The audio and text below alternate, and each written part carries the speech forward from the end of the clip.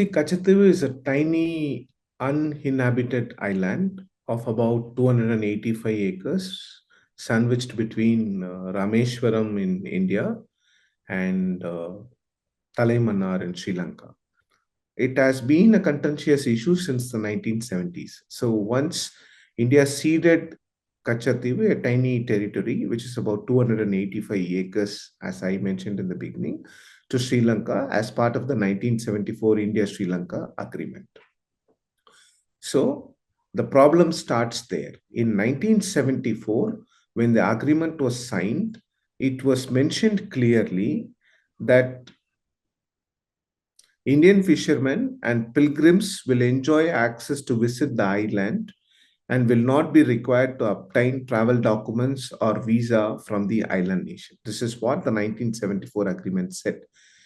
But an addendum in 1976, in the form of a letter of exchange between the foreign secretaries of Sri Lanka and India, said that Indian fishermen will not have any right over Kachchatheevu in terms of fishing. So they cannot go anywhere near Kachchatheevu. That is where the problem started.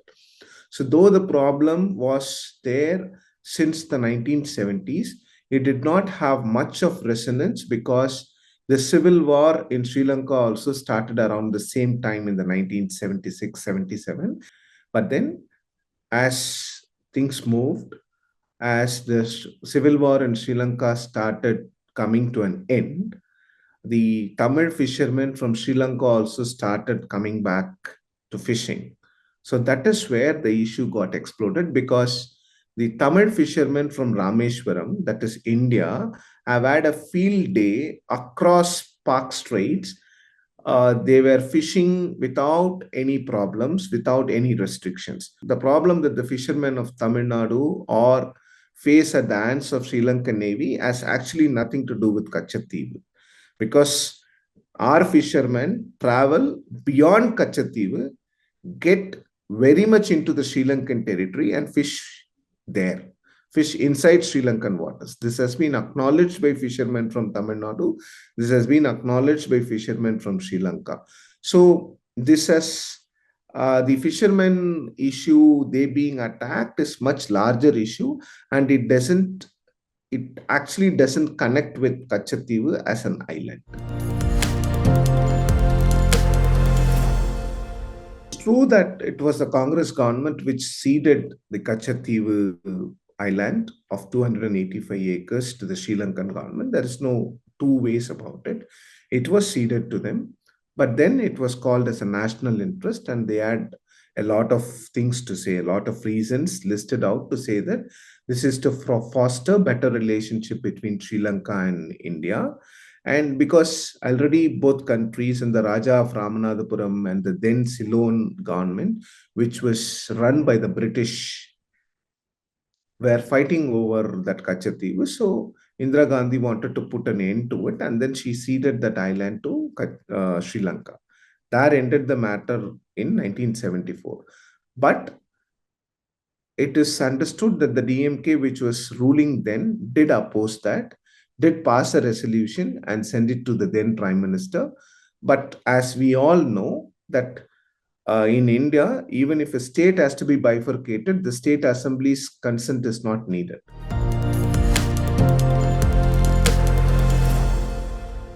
What I feel from the Prime Minister's statement is that the Prime Minister and the BJP wants to rake up this Kachchatheevu issue, knowing very well that it will not have any major impact in Tamil Nadu, but they will use this Kachchatheevu as a stick to beat the Congress in the rest of the country, branding or projecting Congress as a party which is always against national interest, thereby bringing national security into the poll agenda, into the poll campaign.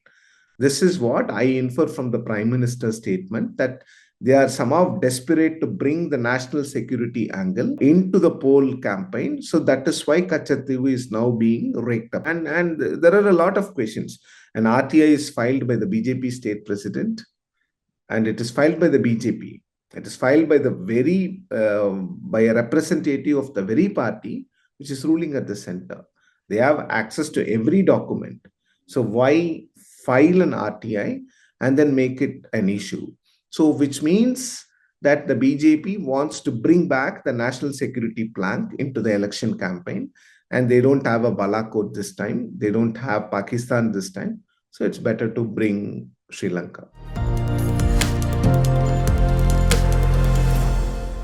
Even in Tamil Nadu, if this issue has to find resonance among people, it has to be converted into a fisherman issue, because national security or national level issues doesn't find much resonance in a state like Tamil Nadu. I will give you an example of Balakot terror strikes not having any impact in Tamil Nadu. While it brought loads and loads of votes to the BJP in northern part of India, it did not bring any amount of sympathy or publicity, or it did not get votes for the BJP. Whereas in Tamil Nadu, the BJP alliance lost the elections, not just lost the elections, it was trounced in the elections. It was decimated in the 2019 elections at a time when the entire country sided with the BJP on the national security plan.